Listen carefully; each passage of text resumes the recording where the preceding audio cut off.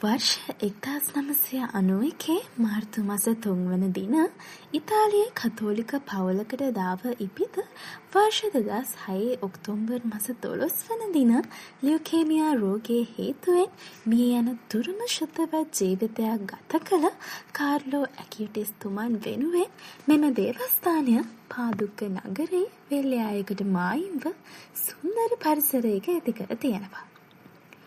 හෝමාගම මිනිසුමට අයත් මෙම දේවස්ථානයේ සෑම ඉරිදා දිනකම උදෑසන 11:30ට දිව්‍ය පූජාව පවත්වනු ලබනවා.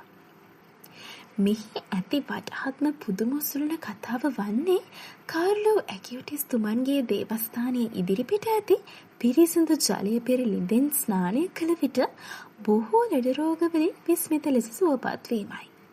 ඒ සඳහා මෙයින් සුව වූ පැතිමතුන් සාක්ෂි දරනවා.